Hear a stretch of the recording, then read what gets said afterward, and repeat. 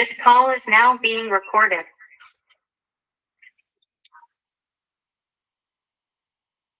Second सत्र में आप सभी का स्वागत है। हमारे बीच में शीतल बासुपिया जी उपस्थित हैं, वो हमारे समवाय फाउंडेशन प्रमोटर हैं, उनका स्वागत है। अनिता कुमारी जी उपस्थित हैं, उनका स्वागत है। श्रीमती वर्षा श्रीवास्तव उपस्थित है, समवाय फाउंडेशन की उपाध्यक्ष, उनका स्वागत है। उर्मिल गुलाटी जी उपस्थित है, उनका स्वागत है। शोभा गुप्ता जी उपस्थित, उनका स्वागत है। शाश्वत विभूति मूल्य जी उपस्थित है, उनका स्वागत है। रेणु गोयल जी उपस्थित है, उनका स्वागत है। कृष्णा कुमारी जी उपस्थित है, उनका स्वागत है। इसके अतिरिक्त रीता जी उपस्थित है, उनका स्वागत है। अन्य 2-3 लोग और उपस्थित हैं, उनका भी स्वागत है। तो हम लोग चर्चा कर रहे थे। Thank you sir. Thank you sir. हम लोग चर्चा कर रहे थे अभी चाइनीज पर। अब हम लोग चर्चा करने जा रहे हैं आयुर्वेदिक एक्यूप्रेशर पर। और आयुर्वेदिक एक्यूप्रेशर हम लोगों ने पहले थोड़ा सा पढ़ा था पिछली बार, उसी को हम लोग आगे बढ़ाते हैं। मूलभूत रूप से जो हमारे भारतीय दार्शनिक थे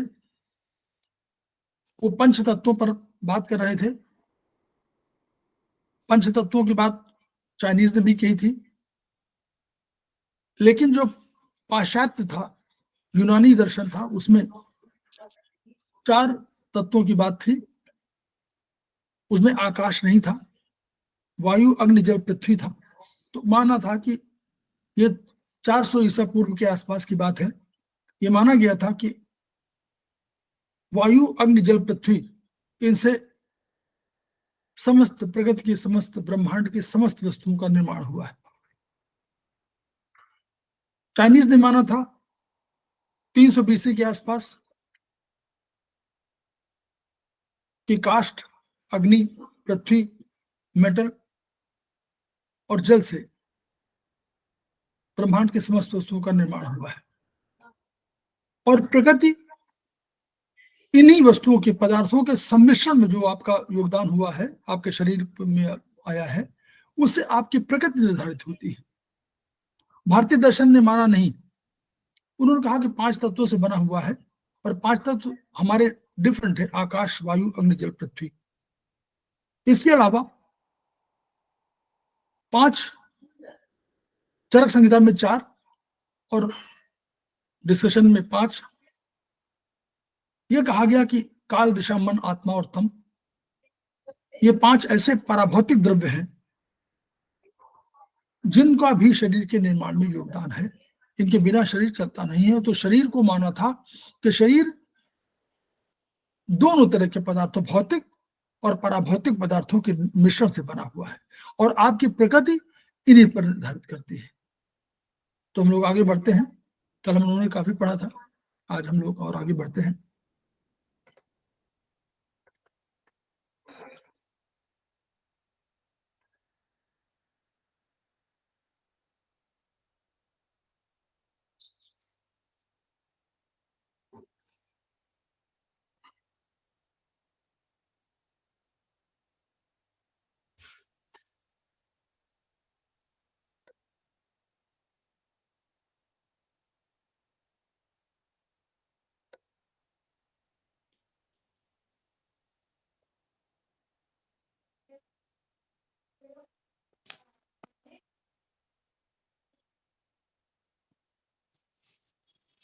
आयुर्वेद के 6 घटकों की बात। तो आयुर्वेद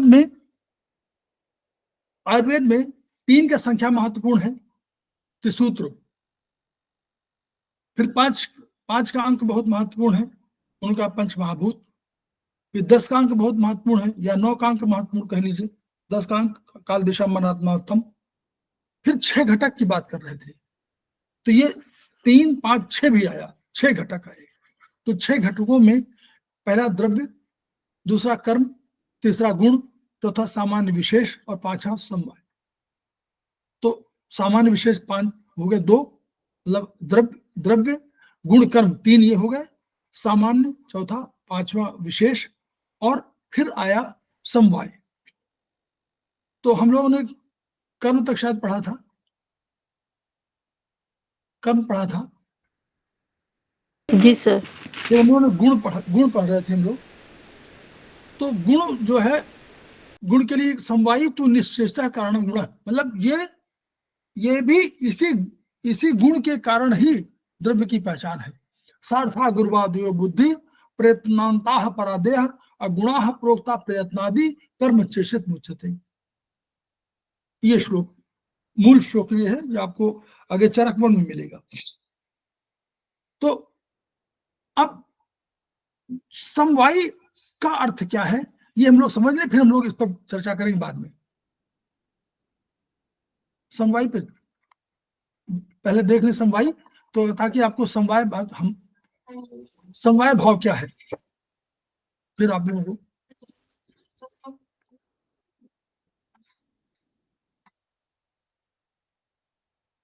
देखिए। समवायो अप्रत्यक्ष भावो, और इनमें क्या, इसमें भूम्या दीना लिखा है, कहीं कहीं द्रव्या दीना है, दो एक ही बात है। द्रव्य आदि और भूमि आदि, भूमि भी द्रव्य है, वो भी द्रव्य है। तो समवायो अप्रत्यक्ष भावो द्रव्यादीना गुणमतः सन्नित्यो यत्र ही द्रव्यम न तत्र नियतो गुण। कहा कि अपृथक भाव, देखिए ये जो लगा हुआ है ऐसा चिन्ह, ये अपृथक भाव की बात कर रहा है। कह समवायो, समवाय क्या है? अपृथक भावो, ये ऐसा भाव है, ये दूसरे को पृथक नहीं कर पा रहा है। ऐसे रिलेशनशिप जिसको this can not be detached, this can not be separated, वो समवाय भाव है। तो जारे गुण कर्म जो भी द्रव्य में है, इस समवाय भाव से जुड़े हुए हैं, उनको अलग नहीं कर सकते, न द्रव्य को गुण से, न गुण से कर्म से। तो यानी समवायो अप्रत्यक्ष भावो द्रव्यादीनाम गुण बताया, सभी में ये है, द्रव्य में हो, भूमि में हो, सारे द्रव्य हैं, इन सब में अपने अपने गुणों के साथ क्या है? अप्रत्यक्ष भाव हो, समवाय भाव है। सनित्यो, ये कौन सा बात नित्य है?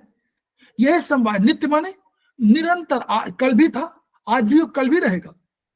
सनित्यो, समवाय के लिए कहा गया है। सनित्य, नित्य माने नित्य, डेली, डेली माने कंटिन्यूअस। सनित्यो यत्र ही द्रव्यम, जहां द्रव्य है, जहां द्रव्य है, क्योंकि जहां द्रव्य, क्योंकि समवाय भाव कहा कि ये समवाय नित्य है, क्योंकि जहां द्रव्य रहेगा, स नित्य यत्र ही द्रव्यम, वहां जहां, यत्र माने जहां, ही द्रव्यम, ही कंजंक्शन है, द्रव्यम द्रव्य जहां पर है, न तत्र अन्यतो गुण, वहां ये नहीं हो सकता है, तत्र माने वहां ये नहीं हो सकता है कि गुण न रहे। अनियत माने, नियत माने नियत का उल्टा, तो नियत माने तय है और अनियत माने तय नहीं, ऐसा नहीं हो सकता, अनिश्चित नहीं है कि गुण न रहे। यानी इस समवाय भाव में जहां द्रव्य है, वहां गुण रहेगा ही रहेगा, इसलिए इसको कहा गया कि समवायो अप्रत्यक्ष भावो दिव्यादुनो गुणमतः, ये गुण जो है अपने गुणों के साथ, ये अपृथक भाव से, यानी द्रव्य अपृथक भाव से, समवाय भाव से अपने गुणों के साथ, अपने, यानी ये कर्म भी मान लीजिए आप, ये कर्म के साथ, गुणों के साथ अपृथक भाव से जुड़ा रहता है। क्योंकि जहां ये है, क्योंकि जहां द्रव्य है, जहां द्रव्य रहेगा, अगर मैं हूं तो मेरा गुण मेरे साथ है। ऐसा नहीं हो सकता कि मेरा गुण मेरे साथ में रहे।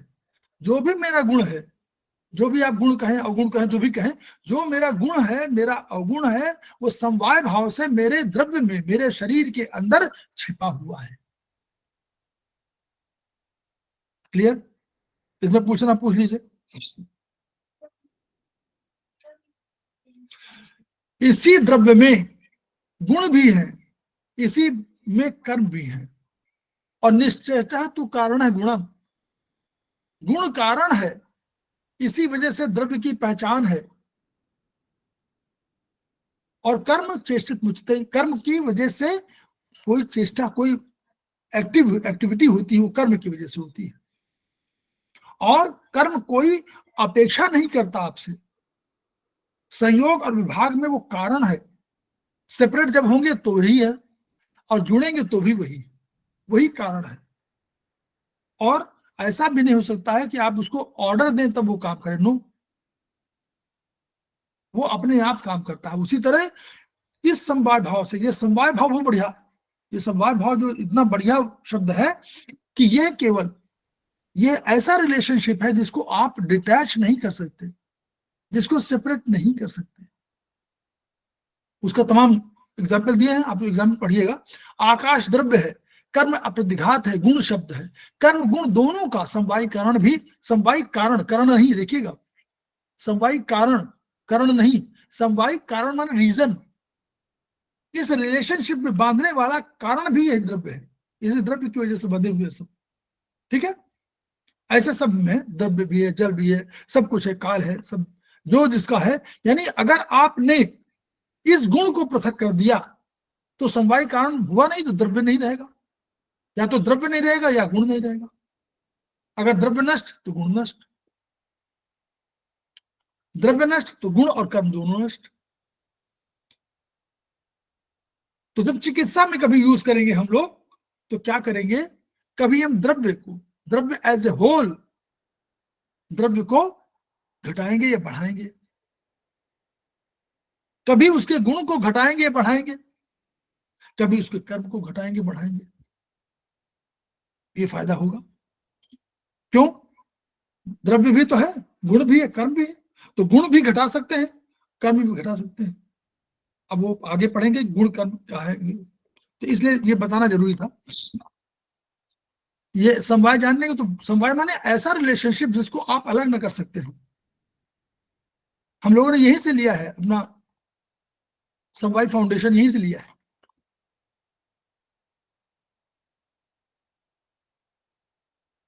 अब हम लोग इसको बाद में पढ़ेंगे, कुछ चीजें हम बाद में पढ़ेंगे, तब समझ जाए। तब सामान्य विशेष अवधारणा, सर्वदा सर्वभावानां सामान्यं वृद्धि कारणम, सर्वदा सर्वभावानां सामान्यं वृद्धि कारणम ह्रास हेतु विशेषश्च प्रवृत्ति उभयस्तु। यानी सभी भाव में, भाव क्या है, द्रव्य है, गुण है और कर्म है, यही तो है। हमने भी कहा तीन ना, द्रव्य गुण कर्म। तो इभी सर्वदा माने सदैव, सर्वभावानाम, सभी भाव में कौन भाव है, द्रव्य है, गुण है, कर्म है। सामान्यम वृद्धि कारणम, सामान्य जो है वृद्धि का कारण होता है, यानी सामान्य की वजह से वृद्धि होती है। और ह्रास हेतु विशेष, ह्रास के लिए मतलब घटाने के लिए विशेष की आवश्यकता पड़ती है। प्रवृत्ति उभयस्तु, दोनों में यही संबंध है। क्लियर? आगे बताएं। सभी संसार की, ब्रह्मांड की सभी वस्तुएं विशेष हैं,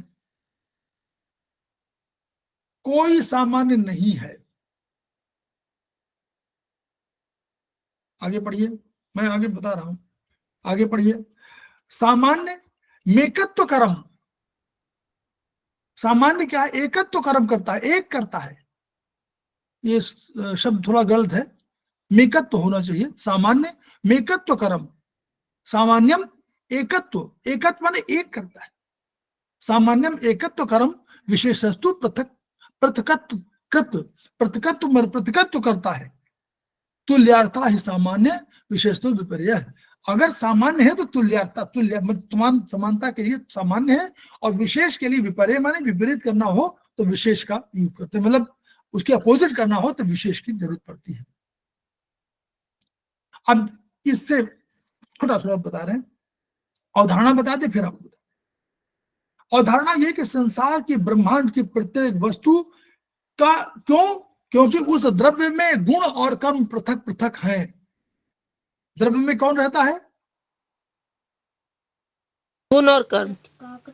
यस, यत्राश्रिता है कर्म गुण और कारणम समवाय तद्रव्यम, वो समवाय कारण है, उसी की वजह से द्रव्य गुण कर्म, द्रव्य में गुण और कर्म रहते हैं।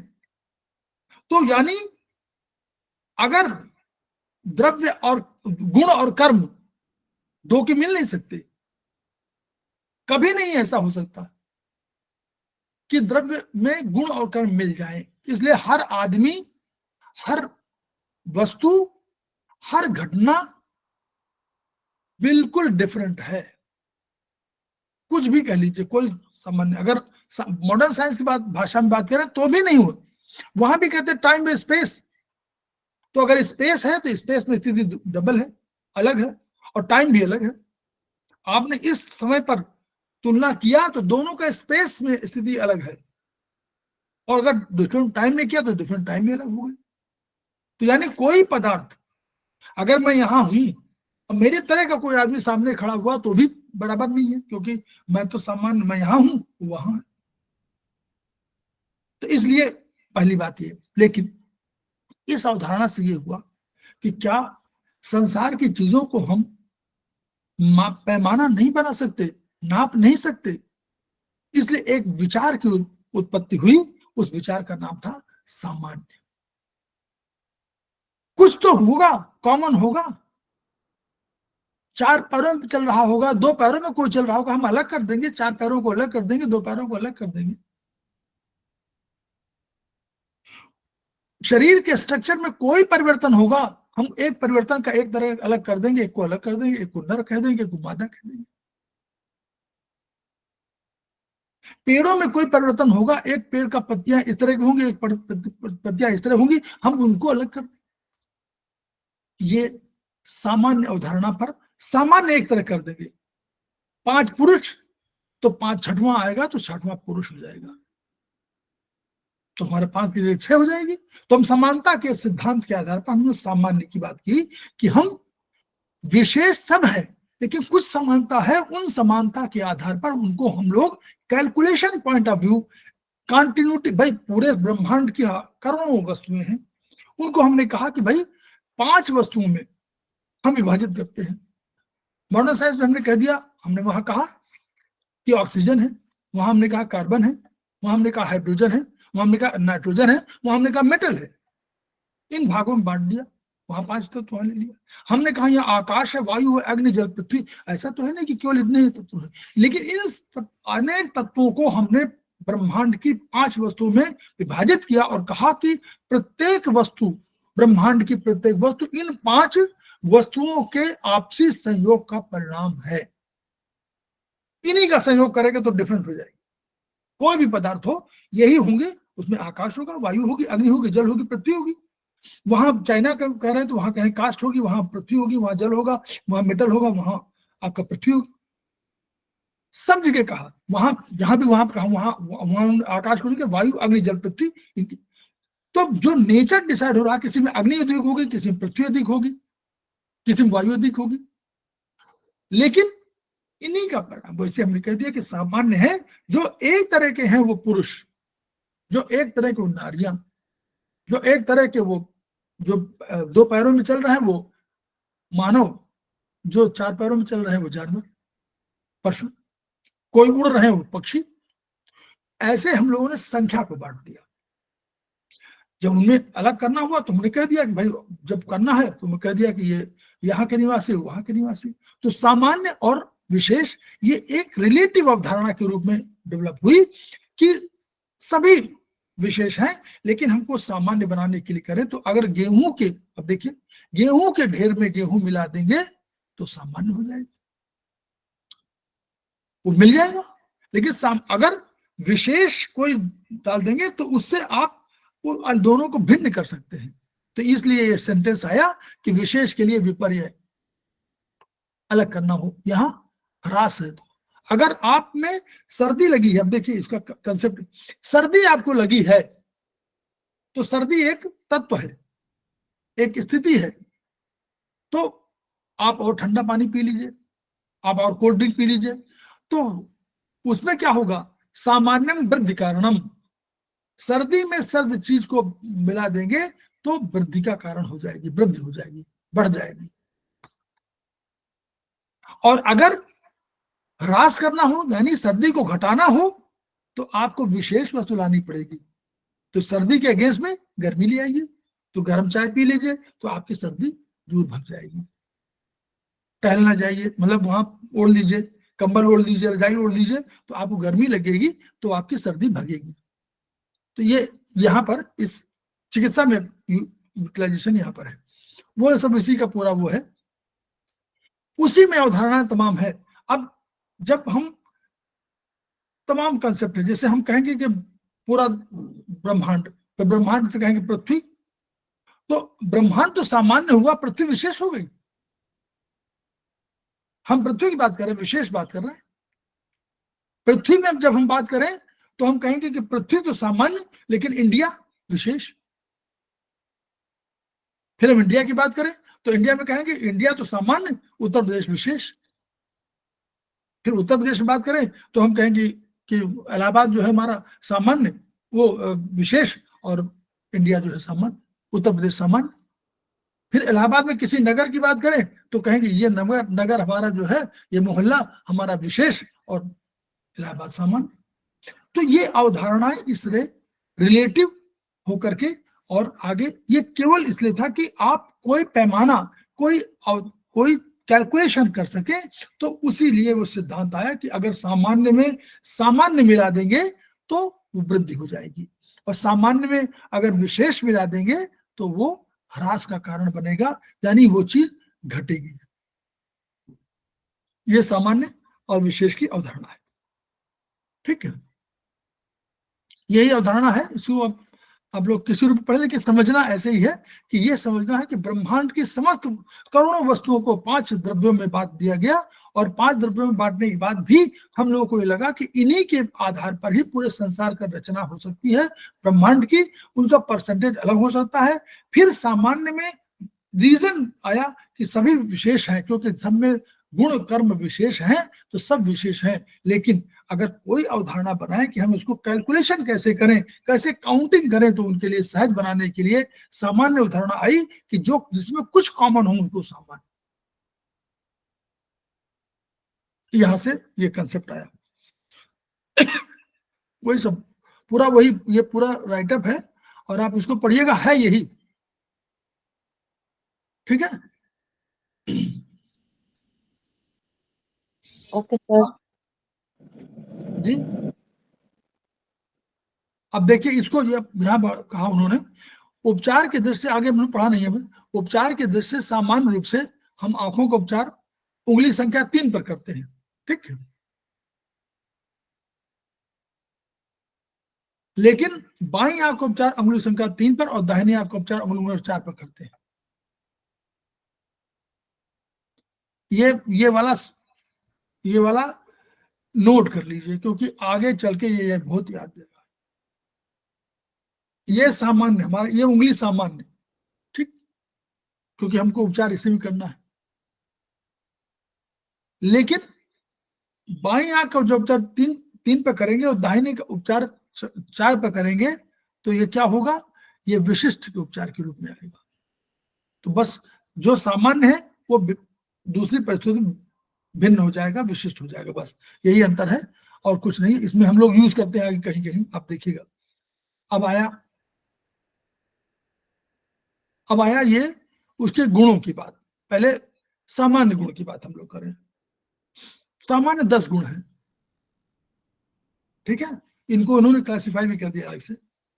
तो हम लोगों ने क्या कहा था कि आकाश, वायु, अग्नि, जल, पृथ्वी और काल, दिशा, मन, आत्मा और तम को हम लोग सबको संख्या आवंटित कर दिया। ये अभी बाद में पढ़ेंगे, ठीक है, अभी समझिए। सबको एक संख्या हमने आवंटित किया और आकाश से शुरू किया। आकाश 1, 2 वायु, 3 अग्नि, 4 जल, 5वीं पृथ्वी और 6वीं काल और 7वीं दिशा, 8वीं मन और आत्मा जो है 9वां, और 10वां को हम लोग 0 कह दिया। क्यों? अंक हमारे देखिए 0 से 9 होते हैं ना, तो 9 नंबर होते फिर 0 हो जाता है, तब या 0 ले लीजिए। तो 0 से शुरुआत किया हमने और 9 तक ले आए। अगली बार फिर 1 में 0 ऐड कर देंगे तो यही अंक तो बन जाएंगी। तो ये कुल अंक जो है 0 से लेकर 9 तक ही अंक बनते हैं। तो ये हमारी अवधारणा हो गई। अब सामान्य गुणों की को हमको इसमें बताना था। सामान्य गुण ही क्या है? युक्ति, पृथकत्व, विभाग, संयोग, परिमाप, संख्या, अभ्यास, संस्कार, अपर। इनको बता दें, आगे फिर बार बार पढ़ेंगे आप, यही बता दें क्योंकि लिखा हुआ है। तो पहले आत्मा और तम को लीजिए। अपर माने, अपर और पर को अलग अलग डिफाइन किया गया, हर जगह अलग है। और कभी कभी तो लगता है कि अपर और पर में बहुत अंतर नहीं है, लेकिन फिर भी हम लोग यहाँ के दृष्टिकोण देखें। आत्मा को माना गया कि आत्मा तो हमारे अंदर है। तो अपर माने पर माने दूर, अपर माने करीब, तो उसको आत्मा को हमने कहा अपर, बिल्कुल करीब हमारे अंदर है। और पर माने तम दूर है, तम से बाहर निकल आए हैं, तो तम से दूर, तम माने दूर, तो तम को पर कह दिया और अपर कह दिया आत्मा को। तो पर अपर इस तरह दो बड़ी सत्ताएं थी, तम और आत्मा, तो उनको हम लोगों ने अलग कर दिया कि अपर हमारे साथ और पर सामान्य। अब शुरू हुआ, यहां से लीजिएगा पृथकत्व, वायु, 2 नंबर देखिए आप लोग। वायु क्या करती है, चीजों को, हवा को, हवा चलती है तो क्या करती है, मिट्टी को उड़ा ले जाएगी, एक तिनके को उड़ा ले जाएगी, तो वो पृथकत्व करती है। पृथकत्व माने अलग अलग करती है, अलग कर देती है वायु। अभी हम वहां से नहीं तुलना कर रहे शरीर में, अभी बाहर कर रहे हैं। पृथकत्व करती है, इसलिए वायु को पृथकत्व से जोड़ा गया, पृथक कर देती है, उड़ा ले जाती है दूर। अग्नि क्या करता है, अग्नि जो है उसको टुकड़ों में बांट देती है।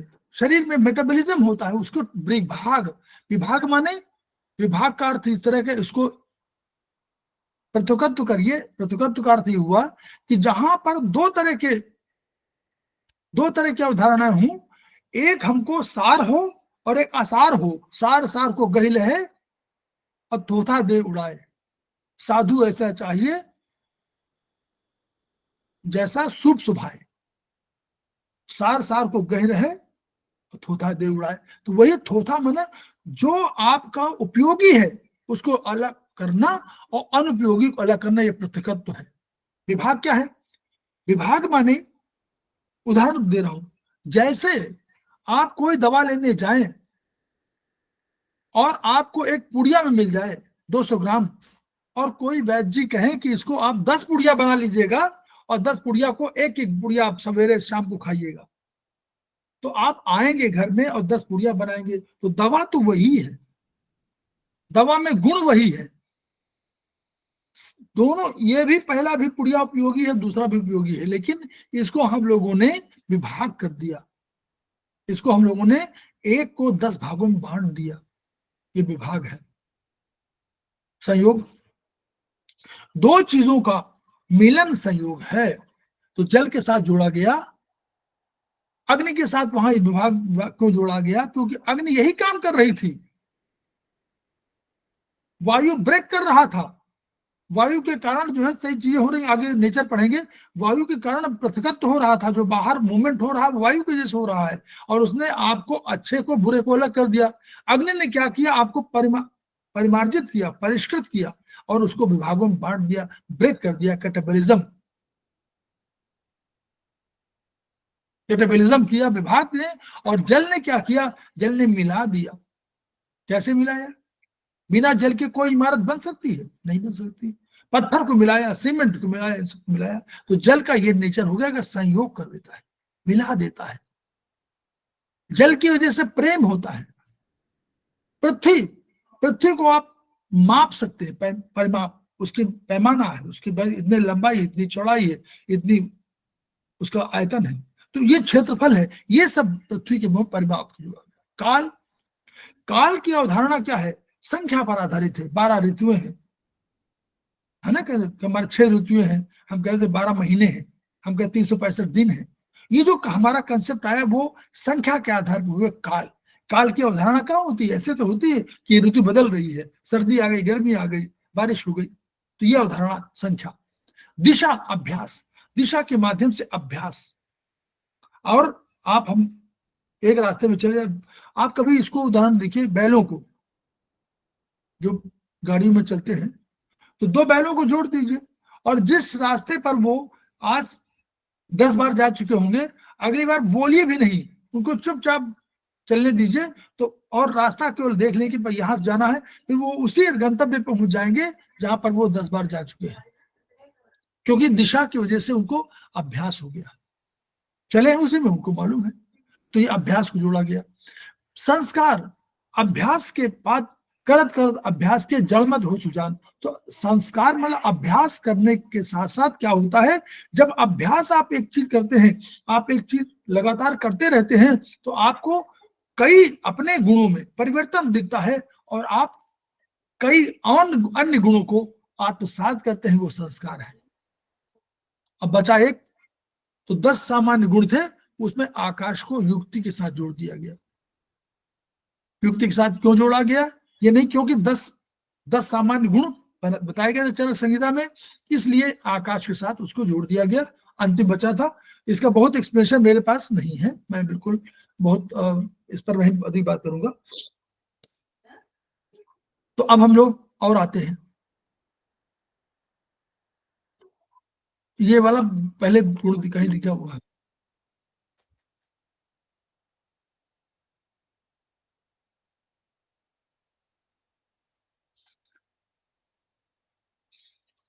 अब लोग और उस पर आ देते हैं कि कहीं कहां पर, ये देखिए, ये जो है गुण है, द्रव्यों के गुण और कर्म का उल्लेख इसमें किया गया है। तो इस 20 सामान्य 10 सामान्य गुण हैं और 20 विशिष्ट गुण हैं, ठीक है। और इसका श्लोक वही मिलेगा चरक 1 में आपको कि सार्था गुरुवादयो बुद्धि प्रयत्नांता परादय और गुणा प्रोता प्रयत्नादि कर्म चेषित मुच्यते। और 20 गुणों को आप पढ़ेंगे तो गुरु सर मंद, गुरु सर शीत मंद मृदु पिछल जान सुजान और खर द्रव सिंध सहित है सूक्ष्म गुणों की खान। लघु कठोर स्थूल है सूक्ष्म रुक्ष है शान और तीक्ष्ण सांद्र है उष्ण सब स्थिर विशद समान। 20 गुणों का ये वर्णन है, आप हम ग्रुप में डाल भी सकते हैं, आप लोग नोट कर लीजिएगा, यही 20 गुण है। तो अब आकाश में क्या है, आकाश मृदु है, मृदुता है, लघु है, लघु माने लघु, देखिए इन गुणों से ये मत सोचिए लघु माने, ये इन गुणों का अर्थ है कि ये लघुता उत्पन्न करते हैं आपके। देखिए ये सब कहाँ के हैं, दार्शनिक विचार है कहाँ के, चिकित्सा कौन सी है हमारी, आयुर्वेद, आयुर्वेद के विचार है ये। तो आयुर्वेद में वहां दवा दी जाती थी ना, तो उनके जो गुण हैं उनके आधार पर हम लोग उनकी कल्पना करते हैं ना कि आकाश का, तो ये आकाश वाले जो गुण होंगे, आकाश के वस्तुओं वाले, वो लघुता उत्पन्न करेंगे, मतलब आपको कृष्णाय बनाएंगे, लघु बनाएंगे, सूक्ष्म बनाएंगे, सूक्ष्म बनाएंगे, मतलब अप्रतिघात वाला बनाएंगे। शब्द उसका वो है, शब्द स्पर्श रूप रसगंध, इसके इनको हम लोगों ने क्या कहा है, इनको गुण भी कहा है। और वहां महाभूत कहा था हमने महाभूत कहा ना, पंच महाभूत, आकाश वायु अग्नि जल पृथ्वी, ये पंच महाभूत है, इनको भूत भी कहा गया है। शब्द स्पर्श रूप रस, नोट कर लीजिए आप लोग, क्योंकि सेमेस्टर 2 में पढ़ेंगे। तन्मात्रा भी कही गई है, तो ये इनको तन्मात्रा भी कहा जाता है, इनको भूत भी कहा जाता है और इनको गुण भी कहा जाता है। और यही जो है इंद्रियों के विषय भी है, नोट कर लीजिए भी, यही इंद्रियों के विषय है, शब्द स्पर्श रूप रसगंध। तो आप देखिए मृदु से मार्दव, सुशीर सौशीर माने जिसमें छिद्र युक्त हो, सौशीर, लाघव लघु से लाघव बना है। अब वायु में गुण देखिए, वायु भी लघुता करती है, शीत है, वायु का गुण शीत है, देखिए नोट कर लीजिए, ये शीत उसका विशिष्ट गुण के रूप में है। रुक्ष है, रूखापन करती है, खर है, खरता टेढ़ापन पैदा करती है। विशद, देखिए विशद माने ट्रांसपेरेंट होता है, लेकिन ट्रांसपेरेंट नहीं, विशद के बहुत अनेक अर्थ है, वो भी बता देंगे कभी। तो विशद जो है बहुत बड़ा वो है, कई उसके माने, ट्रांसपेरेंट भी इंग्लिश में है, लेकिन वो ट्रांसलेशन है। विशद माने साफ कर देना, स्वच्छ कर देना, बिल्कुल क्लैरिटी ला देना, ये विशद के हैं। सूक्ष्म माने आप समझ सकते हैं का स्पर्श, और चलायमान, वायु चलायमान है, चंचल बहुत है। कर्म क्या है, रोक्ष, रुक्ष से रोक्ष, ग्लानि, देखिए वायु जो है इनिशिएटर है, नोट कर लीजिए कहीं, इनिशिएटर है, पहली बात तो विचार करने का काम भी वही करती है, इसलिए जो विचार करने काम करेगा उसको ग्लानि भी होगी, भाई कभी परेशानी भी हो जाती है, ग्लानि भी हो जाएगी। वैशद्य, विशद से वैशद्य बना है और लघु से लाघव बना है। अग्नि का देखिए, अग्नि उष्ण है, तीक्ष्ण है, गर्म है, तीक्ष्ण, दो इसके बहुत बड़े गुण है। सूक्ष्म है, लघु है, रुक्ष भी है, जैसे वायु भी रुक्ष है, ये भी रुक्ष है। वायु भी विशद है, ये भी विशद है।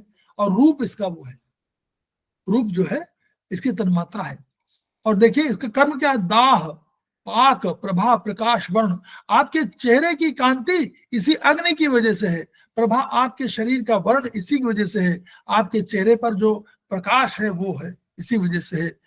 ये पाक कर देता है, अग्नि पाक कर देती है। फिर जल द्रव है, माने लिक्विड है, स्निग्ध है, बहुत चिकना है, शीत है, ठंडक वायु का भी है, इसका भी है। मंद है, देखिए यही मंद, अभी तक मंद नहीं आया था, ये मंद है। मृदु है, मृदु ऊपर आया आकाश में। पिच्छिल है, चिपचिपा है, और रस है। और क्या है, उत्क्लेद है, जो गीला कर देता है, स्नेह करता है, स्नेह है, लव, मदरली टच ये है। बंधन, बांधता है। विषंद, विष को बाहर निकाल देता है। मार्दव, मृदुता से। प्रहलाद माने इंद्रियों का सुख। पृथ्वी, गुरु है, भारी लाती है। खर है, खर माने वायु भी खर है, कठिन है, ये एकमात्र पृथ्वी कठिन है। मंद है, मंद जल भी है, ये भी है। स्थिर है, केवल यही स्थिर है, कोई और स्थिर नहीं है। विशद, ये भी है, विशद ऊपर भी वायु भी है, विशद आपका अग्नि भी है। सांद्र है, कंसंट्रेटेड है। स्थूल है, बड़ी है, और गंध इसका वो है। उपचय, संघात, ये सब कैटाबॉलिज्म मेटाबॉलिज्म वाले हैं। और संघात ठोस कर देने वाली है। गौरव, गुरु से गौरव बना है, और स्थिरता, स्थिर से स्थिरता बना है। ये इसके कर्म है। तो ये गुण कर्म पूछे जाते हैं कि गुण कर्मों का बताइए। और आगे पहले का कुछ नहीं है ना, हम लोग यहां पर आ जाए।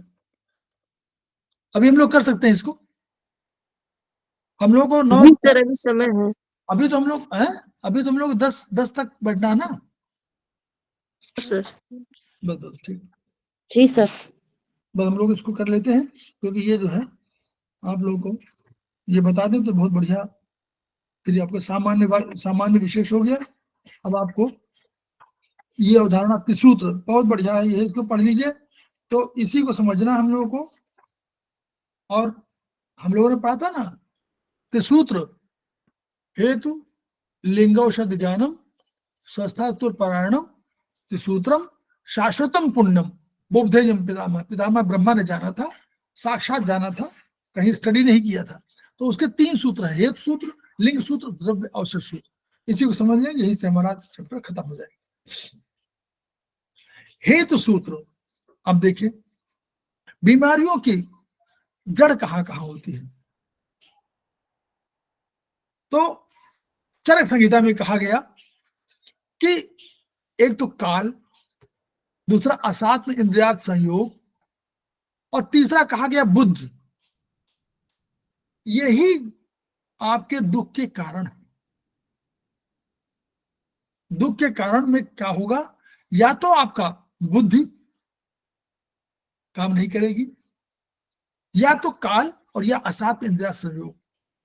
तो बुद्धि, अब बुद्धि ही से काम करते हैं, बुद्धि ही काम करवाती है, इसलिए कर्म को जोड़ दिया, कर्म का माना गया कि बुद्धि की वजह से कर्म। क्लियर? ये बताइए, यही तो, क्योंकि वहां पर यही था कि वेदनाओं का कारण क्या है, मतलब वेदना माने बीमारियों का कारण क्या है, तो उन्होंने बुद्धि कहा। ठीक है, बुद्धि में कई चीज शामिल है, बुद्धि में आपकी स्मृति भी शामिल है, बुद्धि में आपका धैर्य भी शामिल है। ठीक है, तो वो उसको कर्म कह दिया गया कि इन्हीं की वजह से तो आप कर्म करते हैं, तो इसलिए कर्म मान लिया गया। क्लियर? ये इसमें नहीं लिखा हुआ है, ये चरक संहिता में है। दूसरा काल, आप कहते नहीं कि अरे समय बड़ा हमारे विपरीत हो गया है, तो काल। और तीसरा असात्म इंद्रियात संयोग। और इन सब के लिए तीन कैटेगरी बन गई कि एक अतियोग माने बहुत अधिक योग हो, एक अयोग हो, गलत जुड़ाव हो, और एक अब जुड़ाव क्यों, सारी चीजें अगर असात्म इंद्रियात संयोग माने इंद्रियार्थ माने इंद्रिय के विषयों का संयोग असात में हो, साथ में न हो। साथ में क्या है फिर? साथ में यह है कि अगर आपका मन हमारा कंट्रोलर है, मन आदेश लेता है आत्मा से, और मन बैठा हुआ है आत्मा के बगल में और इंद्रियों को कंट्रोल करता है, ज्ञान इंद्रियों को, कर्म इंद्रियों को, सबको। और इसको मन को अंतःकरण भी हम लोग कहते हैं। कर्ण माने इंद्रियां, और अंतःकरण में जो अंदर बैठी हुई इंद्रिय को, और इसको अतीन्द्रिय भी कहते हैं मन को। अतीन्द्रिय माने इंद्रियों से बहुत बड़ी है, इंद्रियों से तो अतीन्द्रिय है। तो अतीन्द्रिय भी है, अंतःकरण भी है, कर्ण माने इंद्रियां है।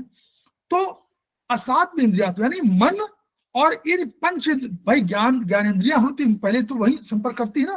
तो ज्ञानेंद्रियों से संपर्क अगर मन का अनुकूल न हुआ, अगर मन के अनुकूल काम हुआ, यानी आप मन सोच रहा है कि पढ़ाई करें, और मन सोच रहा है कि पढ़ाई करें और आपकी इंद्रियां नहीं पढ़ रही हैं, आंखें देख ही नहीं रही हैं, आंखों को दिखाई नहीं पड़ रहा है, आंखें लगाए हुए हैं लेकिन आपको पढ़ नहीं रहा, सूत्र दिखाई नहीं पड़ रहा है, तो ये इसका मतलब ये जुड़ाव असात में है। और साथ में जुड़ाव क्या है? जब आप पढ़ रहे हो और मन और इंद्रियां दोनों मिले हुए हों, साम्य भाव से मिले हुए हों, दोनों अनुकूल भाव से मिले हुए हों, तो वो साम्य है। क्लियर? यहां से शुरू हुआ, फिर कर्म। अब वही तीनों में, तो तीनों का अतियोग, अयोग और मिथ्या योग, तीनों में वही चीज है। अब कैसे हम लोग वही पढ़ेंगे। असात्म इंद्रियात संयोग, यहां से हम लोग शुरू कर रहे हैं। देखिए अब पढ़िएगा। तो बुद्धि, हम लोग कह रहे थे बुद्धि कर्म है, तो बुद्धि है, स्मृति है और धैर्य है, तीन चीजें हैं उसमें। तो उसको भी आगे नहीं करते, हम लोग कर्म से ही शुरू कर देते हैं। ये कर्म का अतियोग पहले शुरू करें, तो हम लोग असात्म इंद्रियार्थ संयोग से शुरू करते हैं। तो हमारे पास क्या है? सबसे पहले क्या है? आंखें। जैसे मान लीजिए हम लोग का आंखें रूप की है ना, आकाश, वायु, अग्नि, जल, पृथ्वी है ना। तो ये है अग्नि के लिए है। अग्नि के लिए संबंध कौन है? रूप का। कौन से? पंच ज्ञानेंद्रिय में आंखें आती हैं। तो अब आंखों का देखिए, आंखों में होगा अतियोग कैसे होगा, अयोग कैसे होगा, मिथ्या योग कैसे होगा। तो आंखों में क्या है कि अगर आप किसी तेज कांति वाले चीजों को आप लगातार देखें, सूर्य की रोशनी को लगातार देखते रहिए, तो ये आपका अतियोग है। आप लोग इसको कहीं नोट कर लीजिए, क्योंकि ये आपको मिलेगा थर्ड सेमेस्टर में, सेकंड थर्ड सेमेस्टर मिलेगा। ठीक है? तेज चमक वाले जो कांति वाले दृश्यों को, दृश्य हो चाहे सूर्य हो, इनको अधिक देर तक देखना, ये आंखों का अतियोग है। दूसरा, चमकीले पदार्थ को बिल्कुल न देखना, कि हम देखेंगे ही नहीं, ये हमारा अयोग है। ठीक है? तीसरा क्या हुआ? तीसरा हुआ मिथ्या योग। अब मिथ्या योग को समझना है। मिथ्या योग क्या है? बुरी चीजों को, डरावनी चीजों को आप देख रहे हैं, बुरी चीजों को देख रहे हैं, डरावनी चीजों को देख रहे हैं, घिनौने दृश्यों को देख रहे हैं लगातार, ये आपका मिथ्या योग है। हॉरर फिल्में लगातार देख रहे हैं, तो ये आपका मिथ्या योग है। क्लियर? तीन चीजें हो गई ना आंखों के जी लिए। सर। अब दूसरा हो गया कानों के लिए। कोई कहे कि हम नगाड़ा लगातार सुनेंगे, और जो बादल गरजने का उन्होंने उसमें टेप कर लिया, और वही बादल गरजने की आवाज सुनाई पड़ रही, तो घड़ घड़ घड़ के बहुत तेजी हो रहा है। तो ऐसा अगर आप कानों को दे रहे हैं और यही कानों को शुक्र लग रहा है, तो ये आपका अतियोग है। और इन सबको बिल्कुल बर्दाश्त नहीं कर, हमको बिल्कुल बच्चे को शोर हो रहा है, हम बिल्कुल बैठ नहीं सकते, तो बच्चे भाई शोर कर रहे हैं, 10 बच्चे हैं, 10 बच्चे थोड़ा होगा, थोड़ी देर बर्दाश्त कर लीजिए। तो अगर बिल्कुल नहीं आप सुन सकते तो अयोग है। तीसरा क्या है? कोई आपका बहुत हितैषी हो, माता पिता हो, गुरु आप मान रहे हो उसको, आप बहुत मान्यता दे रहे हो उसको, उसके बारे में बहुत खराब खराब बातें कह रहा हो, बुरी बुरी बातें कह रहा हो, गाली दे रहा हो, इन सबको लगातार सुनना, ये आपका मिथ्या योग है। नहीं बर्दाश्त करते थे, हट जाइए, ठीक है। अब तीसरा हमारी कौन है? नाक। नाक से क्या करता है? घ्राणेंद्री। कोई कोई देखे तेज लाल मिर्च का धुआं, काली मिर्च का धुआं करते हैं ना, तमाम अघोरी वगैरह, तमाम तेज लाल मिर्च का धुआं, ये सब धुआं, ये, और या बहुत अधिक तेज गंध हो जिसको 1 किलोमीटर से दूसरे से पहचाना जा सके, आधा किलोमीटर से, जितना भी दूर से, तो ऐसा अगर आप कर रहे हैं तो ये आपका नाक का, घ्राणेंद्री का क्या अतियोग है। अब ऐसी चीजों को बिल्कुल हम सेंट लगाएंगे नहीं, हम बिल्कुल ये धुआं हमको बर्दाश्त ही नहीं होगा, ये सब अगर आप कर रहे हैं तो ये आपका अयोग है, ठीक है। अब तीसरा, दुर्गंधित वस्तु को लगातार सूंघना, डेड बॉडी को लगातार आप सूंघते रहिए लगातार, ये नहीं कह रहा हूं कि एक आध बार, तो ये सब आपको सड़न युक्त गंध को जो अगर आप लगातार कर रहे हो तो ये आपका मिथ्या योग है। फिर रसनेन्द्री, रसन में मतलब जीभ, अगर आप, कोई आपको बहुत अच्छा लगता है, ठीक है, तो वो आपको पेय पदार्थ बहुत बढ़िया लगता है, कोल्ड ड्रिंक हो, कुछ भी हो, आप लगातार उसको पीते रहें, स्नैक्स है, फास्ट फूड है, ये सब चीजें आप लगातार, आपको बहुत पसंद हो, खूब उसको खाएं, तो ये आपका, चाहे चाट हो, चाहे मिठाई हो, आप गोलगप्पे डेली खाएंगे और भरपूर खाएंगे, मतलब 10, 20, 50 खाएंगे, तो ये आपका ये आपका क्या है? अतियोग है। दूसरा क्या है? जो भी कोई व्यक्ति ऐसा कर रहा है कि भाई इन वस्तुओं को हम सेवन ही नहीं करेंगे, हम बिल्कुल नहीं खाएंगे, नहीं हम छुए देखेंगे नहीं, मैं खाने मतलब खाने की बात है कि खाने में नहीं करेंगे, देखेंगे नहीं, यानी ये आपका अयोग है। अब मिथ्या योग क्या है? आप अनेक अनेक तरह के कोल्ड ड्रिंक्स बनाइए, अनेक तरह के मिक्सिंग कर दीजिए और उसको आप करने और उसका पालन न करिए, मतलब देखिए बहुत से केमिकल्स एक दूसरे तो रिएक्ट करते हैं, आप उसको जानते भी नहीं, और उनका आपने बनाया और कौन सा कॉकटेल और क्या मॉकटेल क्या होता जो भी होगा वो बनाया और उसको आप करा, तो ये आपका मिथ्या योग। तीसरा, और फिर बचा क्या हो? तो त्वचा बची, तो त्वचा में क्या है?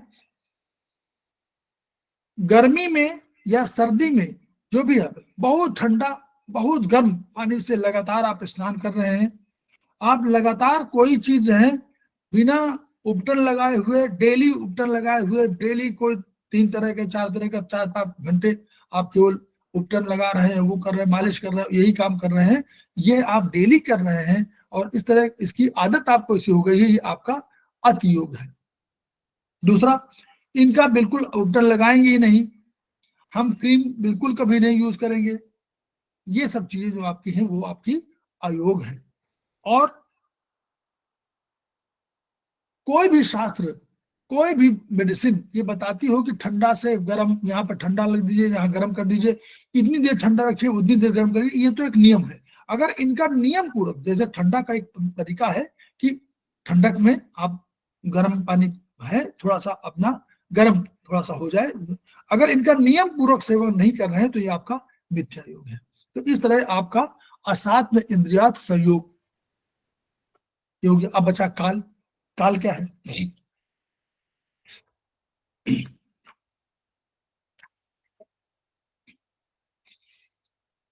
अब नहीं, कर्म, अच्छा कर्म बचा, कर्म बचा और काल ही बचा आपका।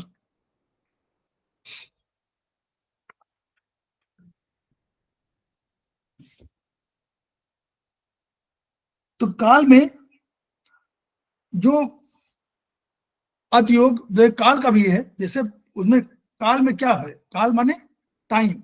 टाइम में आपका कैसे होता है, परिवर्तन होता है ना, कि इस समय आपका जो हम चल रहा है, इसमें आपका सूर्य दक्षिणायन हो गया है, तो ये जो है हम लोगों का काल काल बढ़िया काल है, जिसमें जो है एनर्जी का होती है। तो इन सब में आप काल के आधार पर अगर आप बहुत अधिक कोई काम आपको कहा गया और उस काल में लगातार वही काम करते रह रहे हैं तो भी आपका अतियोग है। आप ठंडक में लगातार बाहर घूम रहे हैं तो आपका इस काल के प्रति अतियोग कहा जाएगा। और उस ठंडक में आप बिल्कुल ना निकले, ये आपका अयोग कहा जाएगा।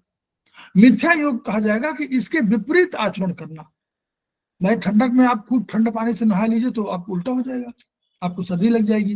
तो ये क्योंकि काल जो है सहज बल, युक्त बल, तीन तरह बल होते हैं। एक तो सहज बल जो आपके शरीर में मिला हुआ है, वो आपको माता पिता से मिला हुआ है, आपका एक सहज बल हुआ।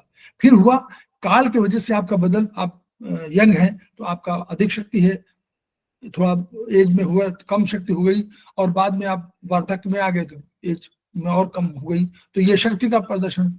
एक आप यूज करते हैं उससे, एक कालज बल हो गया। तीसरा आपको होगा युक्त बल, माने आपने कोई चीज विटामिन खाना शुरू कर दिया, आपने आचरण शुरू कर दिया, दवाइयां शुरू कर दिया, या उसके हिसाब से जो आप विटामिन या और तमाम पेय पदार्थ हैं उनको लेना शुरू कर दिया, वो प्रोटीनस एलिमेंट या कोई भी, तो जिससे आपकी शक्ति बढ़ रही है, तो ये आपका युक्त कृत बल कहा जाता है। तीन बलों के हुआ, तो इन बलों के हिसाब से कालज रोगों में भी आप परिवर्तन कर सकते हैं। तीसरा क्या कारण है? कर्म। मेन तो कर्म है, कर्म सबसे अधिक, सबसे महत्वपूर्ण है। अब कर्म क्या है? चरक संहिता के हिसाब से कहते हैं कि वाणी, शरीर और मन से जो काम, मन के आधार पर जो कर्म, जो काम किया जाता है, जो उनकी चेष्टाएं जो है, वो आपका कर्म है। तो कर्म में तीन आएंगे, अतियोग, अयोग, मिथ्यायोग। अब देखिए कैसे कर्म का अतियोग क्या है? वाणी, मन और शरीर तीनों से किसी कार्य विशेष में लगातार अधिक अपने को अटैच कर लेना, ये आपका अतियोग है।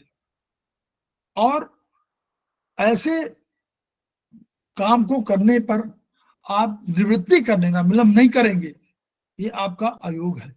अब मिथ्या योग क्या है? मिथ्या योग को इसमें बहुत डिफाइन किया गया है चरक संहिता में। मिथ्या योग कहा गया कि देखिए, कोई भी अर्ज होगी, उस अर्ज को रोकिए नहीं। टॉयलेट जाना है, आपको जाना चाहिए, बहुत देर तो रोकिए नहीं।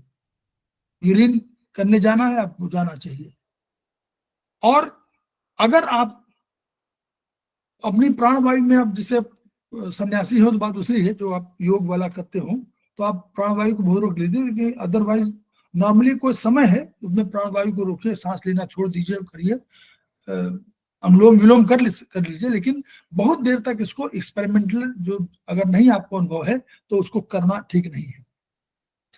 फिर नहाना धोना, शारीरिक अंगों को साफ सुथरा रखना, अगर नहीं रखते हैं तो ये आपका मिथ्या योग है। जो सैडिज्म का एक कंसेप्ट है कि आप अपने अंगों को खूब कोड़े से मारना, ये सब जितना लोग है, ये आपका कर्म का है, ये कर्म का मिथ्या योग है। चुगली करना, झूठ बोलना, बिना बात के किसी को झगड़ा करना, लड़ाई, स्टेशन में, ट्रेन में, कहीं बैठे हुए आप लड़ गए हैं, ये आपका वाणी का है। कठोर वचन बोलना, गाली देना, ये सब आपका वाणी का जो है।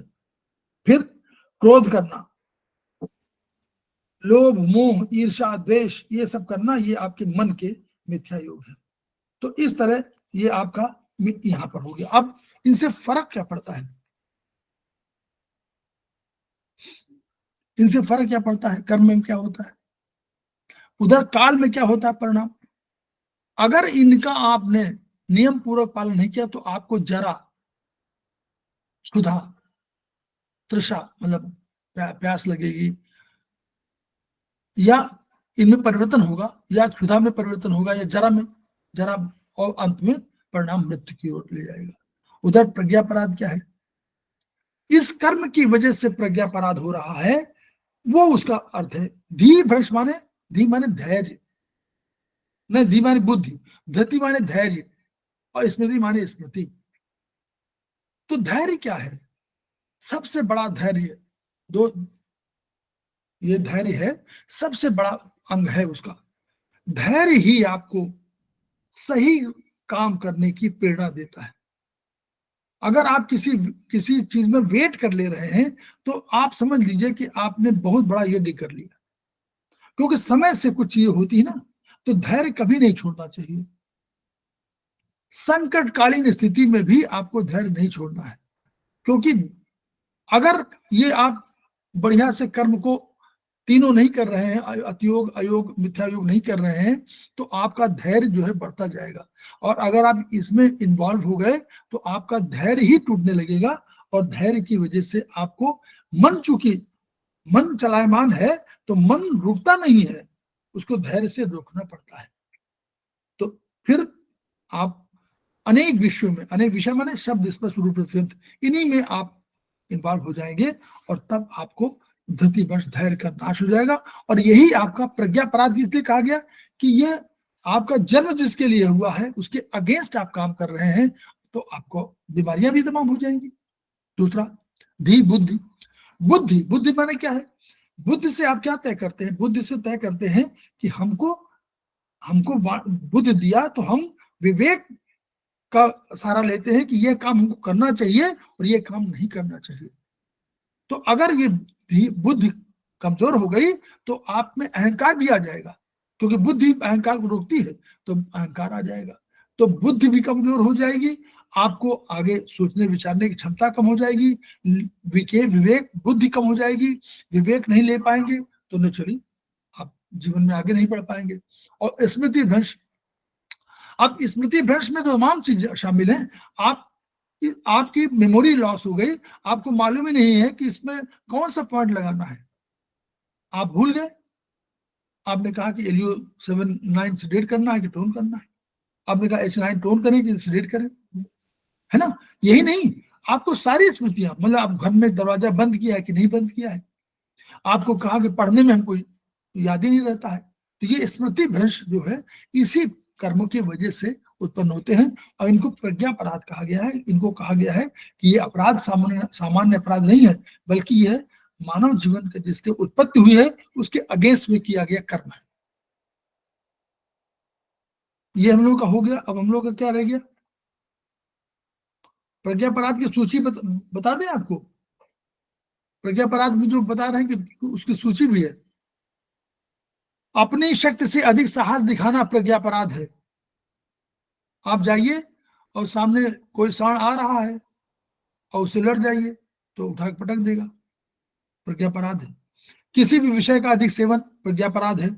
कार्यकाल समाप्त होने पर भी कार्य करना। आप ऑफिस में आपका 10 से 5 समय है, चलिए 8 बजे तक बैठ जाइए और रात भर बैठे रहे, सवेरे जब 4 बजे हुआ तो आप चलने लगे, ये प्रज्ञापराध है। उचित आहार विहार का सेवन न करना प्रज्ञापराध है। उन्माद उत्पन्न करने वाले पदार्थों का सेवन, ये सबसे अधिक प्रज्ञापराध होता है आजकल।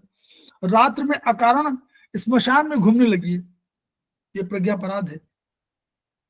चोर डाकुओं के साथ दोस्ती कर लीजिए, ये भी प्रज्ञापराध है। ईर्षा, अभिमान, घमंड, भय, क्रोध, लोभ, मोह और बुद्धि जिस कार्य के लिए आपको कहे रोके, विवेक बुद्धि होती है, कहती भैया ये काम मत करिएगा, आपने कहा मैं तो जरूर करूंगा, ये प्रज्ञापराध है। ठीक, तो हम लोग आगे बढ़े। आगे हम लोग कहां पर रह गया है? अब एक रह गया था, लास्ट में है क्या वो नहीं हो पाएगा, तो उसको किसी दिन और लेते हैं हम लोग। एक रह गया है जो हम लोग का ये लिंग सूत्र वगैरह का नहीं था, आगे है क्या? हाँ सर, उसी के आगे वाले पेज में 9 नंबर पेज। 9 नंबर में वहीं पर है, वहीं पर मिल गया, पहले था वहीं पे तो है लिंग सूत्र। हेतु सूत्र के बाद ही लिंग सूत्र है, द्रव्य सूत्र। अच्छा, हाँ उसी में है। ओह, ये वाला रह गया है, क्योंकि इसको हम बताना चाहते हैं, तो ये हम लोग बता देंगे।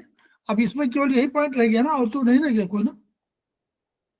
नहीं, अभी वो रह गया आपका ना, आपका वो, लेकिन क्लासिफिकेशन तो अभी हो नहीं पाएगा।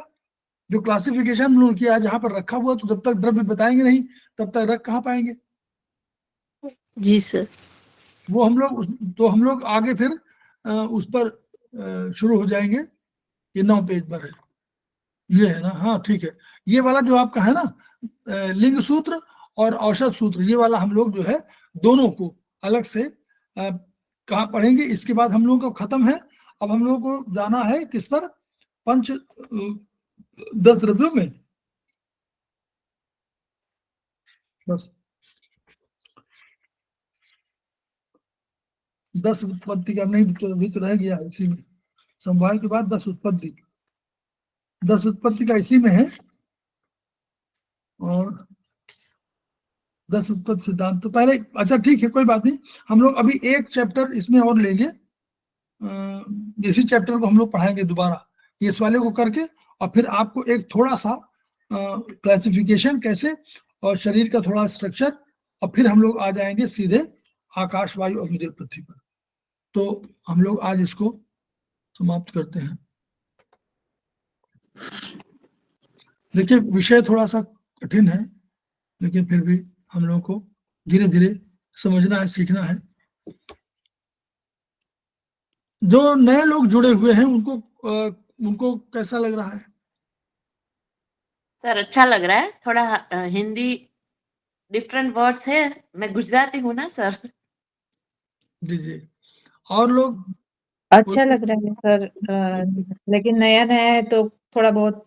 हाँ नया, देखिए नया है चूंकि, और आयुर्वेदिक में थोड़ा सा अधिक वो है, थोड़ा सा पर सर आप आसान तो कर देते हो काफी।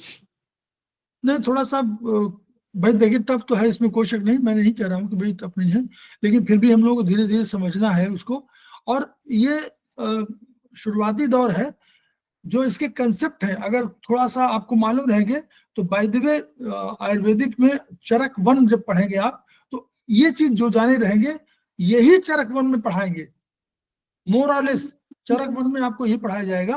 तो आप अगर इसका कभी शॉर्ट नोट बना लेंगे तो आपको अगले सेमेस्टर में जो चरक वाला होगा इससे अधिक कोई नहीं पढ़ाएगा, यही पढ़ाएगा।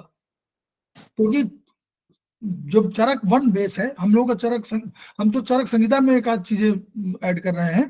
तो चरक 1 में आप जो पढ़ेंगे, हमारी जो किताब है वहां के एस्पस की, तो उसमें मोर और लेस यही मिलेगा आपको। तो यही बेस है, इसलिए आपको ऐसा समझा रहे हैं कि भाई आप समझें कि जो आप 4th सेमेस्टर तक कोई आपको ये नहीं कर सका कि ये चीज आपको नहीं मालूम है। आप इसका शॉर्ट नोट बनाइए, और शॉर्ट नोट बनाने की जिनको आदत अगर है वो बहुत अच्छा है, जिनको आदत नहीं है वो केवल नोट्स बना ले, तो नोट्स इतने महत्वपूर्ण हो जाते हैं कि बाद में केवल नोट्स ही आप पढ़िए, बहुत पर्याप्त है। क्योंकि किताबें कहती है, लेकिन थोड़ा बहुत तो आदमी इधर उधर जोड़ देता है। जहां उन लोगों की बात छोड़ दीजिए जो केवल किताब से मतलब पढ़ें, लेकिन किताब के अलावा अगर आप थोड़ा समझ रहे हैं तो समझने के दृष्टिकोण से बहुत बढ़िया है। और सेमेस्टर 1 बिल्कुल समझ लीजिए स्टेपिंग स्टोन है, उसको ठीक से आपने कर लिया तो आपको आगे बहुत सरलता होगी। और ये सिद्धांत इसलिए कि आगे जब चिकित्सा में बोलेंगे हम कहेंगे 2 4 सिडेट, तो आपको समझ में आ जाएगा तुरंत कि 2 माने वायु, 4 माने जल, इसको सिडेट करना है। और क्यों करना है उसका कारण इसी मिल जाएगा। Okay sir. जैसे हम लोग कहते हैं कि जब हम लोग नाभि की बात करेंगे तो हम कहेंगे कि अगर नाभि टल गई है तो हम कहेंगे कि जब अभी तो चूंकि हम लोगों ने पढ़ाया नहीं है कि राइट थंब या right toe, right big toe, और हम कहेंगे कि उसमें वात ज्वाइंट और 2 5 सिडेट 1 7 2, तो हम आपको तुरंत समझ में आ जाएगा कि 1 7 इसलिए किया, 2 5 इसलिए किया। या आपको कोई चीज इन्फेक्शन करना तो आप कहें 0 to 9 सिडेट और 3 to 4 सिडेट, तो ये सब तुरंत समझ में इसलिए आएगा कि जो द्रव्य गुणकर्म इन्हीं पर पूरा आधारित है। ये आयुर्वेद बहुत सरल प्रोटोकॉल है, बहुत सरल है, प्रोवाइडेड कि आपको पहला वाला जो द्रव्य गुणकर्म है इसको समझ जाएंगे तो प्रोटोकॉल बहुत सरल है, बनाने का तरीका आसान है। क्योंकि उसमें हम लोग या तो द्रव्य को घटाएंगे बढ़ाएंगे, या गुण को घटाएंगे बढ़ाएंगे, या कर्म को। आपकी आंखें लाल हैं तो हमको लाल का है, लाल रंग कहीं है हमारे पास तो हम उस लाल रंग को घटा देंगे। आंखें हैं तो आंखों को हमने कहीं स्थापित किया होगा तो हमने कहा मान लीजिए मिडिल जॉइंट में, तो हम इस ज्वाइंट पे जाएंगे और हम कह देंगे कि हमको आंखें लाल हैं, तो हमको चाहिए कैसी, लाल तो नहीं चाहिए, तो लाल को सिलेक्ट कर देंगे, और हमको गुलाबी चाहिए तो गुलाबी को टून कर देंगे। सरल हुआ ना। लेकिन अभी नहीं, मैं ये नहीं कह रहा हूं, आपको 3rd सेमेस्टर तक आते आते प्रोटोकॉल समझ में आ जाने चाहिए और बनाने का तरीका आ जाना चाहिए, बस खत्म। सेकंड सेमेस्टर करने के बाद, सेकंड सेमेस्टर जहां आपने किया तो आप सबको आना चाहिए। हम लोग अपना यही बताते रहते हैं सेकंड सेमेस्टर के ऊपर वालों को कि आप खुद प्रोटोकॉल बनाना सीखिए, बनाइए, कोई तो बनाइए, ऐसा तो है नहीं सकता बन नहीं रहा, क्योंकि आपको द्रव्य मालूम, गुण मालूम, कर्म मालूम, बनेगा। आप लोग परेशान मत होइएगा। केवल देखिए एक और भी है कंसेप्ट हर जगह, हम लोग इसके अलावा भी और बात कर रहे हैं। जो मन है उसमें अंदर एक अंतर मन है।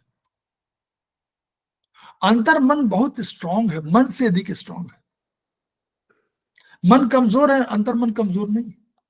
अंतर मन बेस्ट सर्वेंट है, लेकिन मूर्ख सर्वेंट है। बहुत साफ साफ बोल रहा हूं। अगर आपने उसको, संजय जी ने कह दिया कि अंतर मन से कि मुझे जो कल आदमी दिखा था, इसको मैं जो आज सवेरे जाकर उसको मारना है, तो वो विवेक बुद्धि का आश्रय नहीं लेता है। मन के साथ तो कहीं जुड़ा हुआ है बुद्धि, लेकिन उसके वो बिल्कुल, वो तो बेस्ट सर्वेंट है लेकिन मूर्ख सर्वेंट है। मैंने बार बार कहा, वो कोशिश करेगा कि कल जाके उसको पीट दे, ये नहीं देखेगा कि सही है कि गलत है। तो अगर आपने अच्छे संकल्प कहा और ये कहा कि मुझे ये ज्ञान आना चाहिए, इस ज्ञान को मैं क्यों नहीं ग्रहण कर पा रहा हूं या कर पा रही हूं, तो ज्ञान मन जो है, अंतर मन, आपको उस मार्ग को ले जाने के लिए प्रेरित करेगा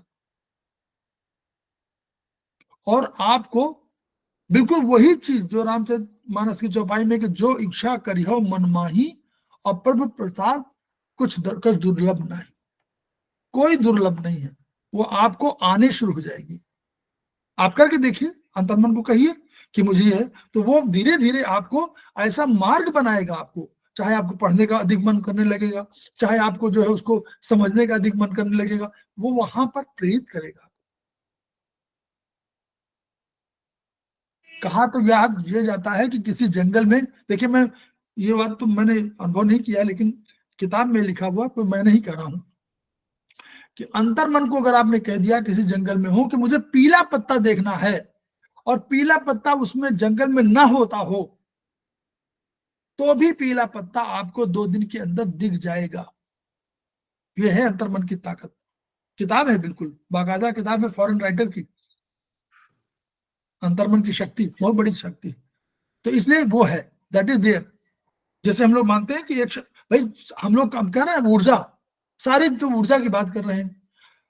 मॉडर्न साइंस की अभी किताब में पढ़ा हुआ है कि जो ऊर्जा आप देख नहीं पाते हैं, आंखों से देख नहीं पाते हैं, कानों से सुन नहीं पाते हैं, वो एनर्जी, ब्रह्मांड की एनर्जी, ब्रह्मांड के करोड़ों मील दूर सूर्य, अंतर सूर्य और आगे सूर्य और आगे सूर्य, उन वहां के उससे जाती है, प्रत्येक क्षण टकराती है और वहां से लौट आती है विदाउट एनी बेस।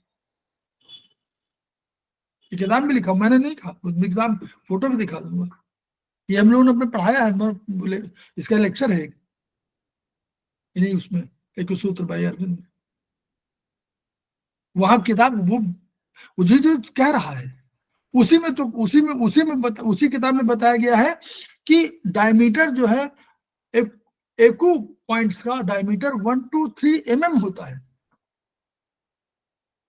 उसी में लिखा हुआ है कि 5 सेंटीमीटर प्रति मिनट की गति से वो ट्रेवल करती है ऊर्जा, एको प्रेशर वाली ऊर्जा, उसी में लिखा हुआ है। ये और कहीं नहीं है, किताब किसी किताब में, हमारे उसमें किताब में नहीं, वो किताब अभी पढ़ी तो उसमें देखा मैंने, तो वो लिखा, वो वहां वेस्ट मतलब यूरोपियन कंट्री की है, तो वहां की है। तो इसलिए ऐसा मत सोचिए, बहुत चीजें हैं जो हमारे समझ की शक्ति है, सब शक्तियां हैं, हम लोग जो पढ़ते हैं दुर्गा सप्तशती वगैरह में सारी शक्तियां हैं। आप जब भी कोई ट्रीटमेंट करिए, कभी कागज में कुछ लिखिए, सबसे मैं कह रहा हूं, तो ओम जरूर लिखिए। जी सर। ओम जो है ब्रह्मांड की प्रथम शक्ति है। वो केवल हमें नहीं कह रहे हैं, अभी प्रोफेसर पारक जी भी कहेंगे, आपको पढ़ेंगे जब आप, वो भी प्रोफेसर पारक जी भी कह रहे हैं। जब न्यूटन की बात कर रहा है तो कह रहा है ओम में सब समाहित है। अब ब्रह्म जो जो नाद है वो ओम में ही पहला सुनाई पड़ता है। ब्रह्मांड में कहते हैं कि वो ब्रह्मांड में यही ओम सुनाई पड़ता है।